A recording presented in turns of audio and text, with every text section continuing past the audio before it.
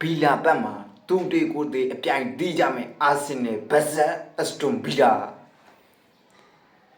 ဒီနေ့တဲ့အကြောင်းမပြောခင်လေးမှာပထမဆုံးကြော်ညာလေးဝင်ကျင်တာကတော့ကျွန်တော်နောက်ကအင်ဂျီဒီအင်ဂျီလေးကဆိုလို့ရှိရင်ဖြစ်ဖြုတ်လို့မရဘူးဖြစ်ဒီမှာကျော်နံပါတ်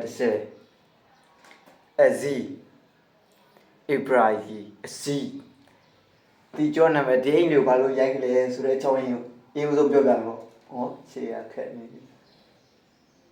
အမှဗာလဲစပါးကိုဖိုးဝမ်းနဲ့နိုင်တဲ့နေမှာစပါးရဲ့မှာနီးပြတော့မဲ့ friend က who is Azzi လို့မေးလို့မလို့ Azzi က hat trick သွင်းပြီးဖုတ်ပြသွားလို့မလို့ Azzi ကိုကွန်ပျူတာအနေနဲ့အမှ Azzi နာမည်လေးနဲ့အင်ဂျီလေးရိုက်တယ်နောက်တစ်ခုကဒီမှာ2023-24ရာသီအာဆင်နယ်ကချက်စီကို5-0နဲ့နိုင်ငံတော်ကထုတ်ထားတဲ့အင်ဂျီလေးပါကိုဒင်းသွားတဲ့လူတွေကလီယန်ဒရိုထရိုဇက်ဘန်ဝိုက်ကနှလုံးခိုင်ဟာဘက်ကနှလုံး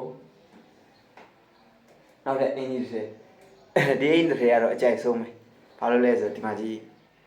stay humble ali halan stay humble ali halan ဆိုပြီးတော့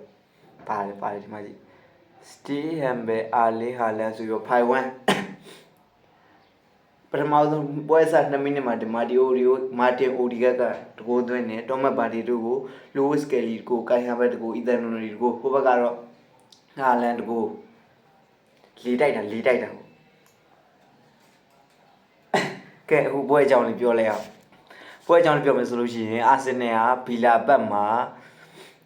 တေတော့ယူမှာမဟုတ်တော့ဘူးဘာလို့လဲဆိုတော့သူတို့ရအမှတ်ကိုဖြတ်နိုင်တယ်လို့ဖြတ်မှာဆိုတဲ့အတွက်ကြောင့်မလို့တေချာဘောကတော့3မှတ်အတွက်ပဲကြိုးပမ်းလာလိမ့်မယ်လို့ထင်တယ်sorry နိုင်နေရှိနေမှာကဲအင်းအကြောင်းလေးပြောပြီးဆိုတော့အတင်းဒီနေ့အကြောင်းလေးကိုဆက်ပြီးပြောမယ်ပေါ့နော်ဘောမဟိုဘက်ကနေလို့ကြည့်မယ်ဆိုလို့ရှိရင်အက်စတွန်ဗီလာဘက်ကကြည့်မယ်ဆိုလို့ရှိရင်အက်စတွန်ဗီလာဟာနောက်ဆုံး5ပွဲစက်တိုက်အနိုင်ရရှိထားတယ်3မှတ်သေးကြီးပဲရထားတာနော်3နဲ့5နဲ့မြောက်လို့ဘယ်လောက်တော့15မှတ်5ပွဲမှာ15မှတ်အပြည့်ယူထားတယ်အဲ့ဒီမှာဘာအသင်းတွေပေါင်းဆိုခြေစွမ်းအရင်ကောင်းနေတဲ့ဘောမောက်ကိုဖိုးစီလီယူနိုက်တက်ကို2-1လီယူနိုက်တက်ကလည်းပေါ်သေးသေးမဟုတ်နော်ချက်စီကို3-1နဲ့ဖုတ်ထားတဲ့အသင်းအဲ့ဒီတင်းကိုအက်စတွန်ဗီလာက2-1နဲ့နိုင်ထားတယ်ချန်ပီယံလိမှာဆိုရန်မွိုင်းလို့အသင်းကို2-1နဲ့နိုင်တယ်ဟိုဘိုင်နဲ့တန်းစင်းစုံတဲ့အသင်းကို1-0နဲ့နိုင်ပြီး Brighton ကို4-3နဲ့နိုင်တယ်တစ်ဖက်ကအာဆင်နယ်မှာပြန်ကြည့်မယ်ဆိုလို့ရှိရင်အာဆင်နယ်ကနောက်ဆုံး5ပွဲမှာ2ပွဲစီတည်ကြတယ်ပရီးမီးယားလိပွဲစီ2ပွဲနော်အမှနံပါတ်1ပထမဆုံးအနေနဲ့ဆန်နာလန်ကိုအိုကွင်းမှာတူတည်ကြတယ်စပါးကိုကိုအိမ်ကွင်းမှာAZM ဟတ်ထွေနဲ့4-1ဆိုပြီးနိုင်တယ်bright ဗာလဲဘိုင်ယန်မြူနစ်တင်းကိုကျတော့အိမ်ကွင်း Emirates Stadium မှာ3-1နဲ့နိုင်တယ်ချက်စီကို Stamford Bridge မှာ1-1တည်ကြခဲ့တယ်ကဲအနည်းကတော့ဟိုတနည်းကကျတော့ Brentford ပြားတွေကို2-0နဲ့ဖုတ်ခဲ့တယ်အဲ့ဒီပွဲစီမှာဆိုလို့ရှိရင်အာဆင်နယ်တင်းကအခုနောက်ပိုင်းမှာဆိုလို့ရှိရင်အဝေးဝင်ရတဲ့ကလေးနည်းနည်းတိန်းဆောင်နေအောင်တွေ့ရတယ်ပေါ့ဘာလို့လဲဆိုတော့2မှတ်ကြပြောက်ခဲ့တယ်ဆန်နလန်နဲ့အဝေးဝင်မှာလည်း2မှတ်ကြပြောက်ခဲ့သလိုချက်စီနဲ့အဝေးဝင်မှာလည်း2မှတ်ကြပြောက်ခဲ့တယ်ဒါကြောင့်အက်စတွန်ဗီလာနဲ့ပွဲမှာဆိုရင်တော့အမှတ်ကြပြောက်မယ်လို့တော့ကျွန်တော်မထင်ဘူးပေါ့ခံမှန်း9ရလည်းပြောရမယ်ဆိုလို့ရှိရင်တော့2-1ဒါမှမဟုတ်လို့ရှိရင်1-0နဲ့အာဆင်နယ်နိုင်တော့မယ်လို့ထင်တယ်ပွဲထွက်လာနိုင်ရရှိတဲ့လူစီလေးကိုသုံးသက်ကြည့်အောင်ပေါ့အာဆင်နယ်ဖန်ဆိုတော့ကျွန်တော်အာဆင်နယ်ဘက်ပဲပြောတော့မှာဗျာဗာလဲအက်စတွန်ဗီလာတော့ဘယ်သူတွေပဲပွဲထွက်လာကိုင်းနဲ့မှမဆိုင်ဘဲနဲ့ကိုရီးယားအာဆင်နယ်ဖန်ဆိုအာဆင်နယ်အကြောင်းလေးပဲပြောလိုက်ဗာလဲအာဆင်နယ်ဘက်မှာပွဲထွက်လာနိုင်ရှိရတော့ကိုရမာကတော့ number 1 the ones and only Davis Yaya စင်တာဘက်နှစ်ယောက်မှာဆိုလို့ရှိရင်တော့စဉ်းစားကြရမယ်စလီဘာနာမော်စကွေရာနာဂါဘရီယယ်နာအဲ့ဆိုတင်မာကိုထည့်ဖို့မယ်နောက်ပြီးဟင်ကပီနဲ့တွဲလိုက်မယ်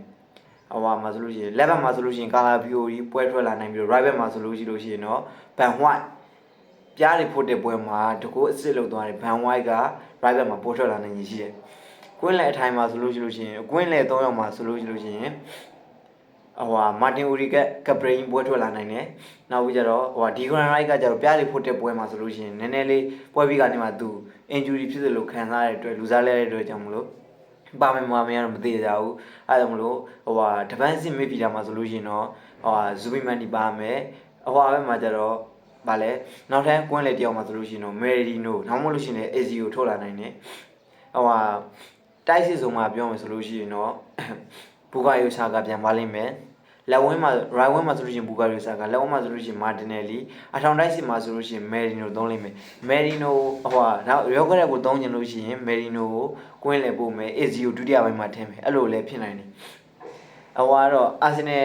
တိုက်စီကကြောင့်ခံမှန်းခဲ့တယ်ပေါ့နော်အခုချိန်မှာဆိုလို့ရှိရင်လည်းမယ်ရီနိုကဂိုးတွေဒလဲဆက်တွင်းပြန်နေရဆိုတော့မယ်ရီနိုပဲဖြစ်ဖို့များတယ်အထောင်တိုက်စီမှာအဲ့လိုမယ်ရီနိုဖြစ်ဖို့များလို့ရှိလို့ရှိရင် AC နဲ့ဇူဘီမန်ဒီမာတင်အိုရီကက်ဆိုပြီးကွင်းလေထွန်းကိုကွင်းလေထွန်းကိုသုံးလွဲဖြစ်လာနိုင်တယ်ပေါ့ဒါကတော့အာဆင်နယ်ဘက်ဇက်အက်စတွန်ဗီလာတို့ရဲ့ပွဲချုပ်ခံမှန်းချက်လေးဖြစ်ပါတယ်မမေ့နဲ့တော့ပွဲရမနေ့ဖြန်ဟိုဟာညကင်းပိုင်း9နာရီအာဆင်နယ်တေချောက်အောင်နိုင်ပြီ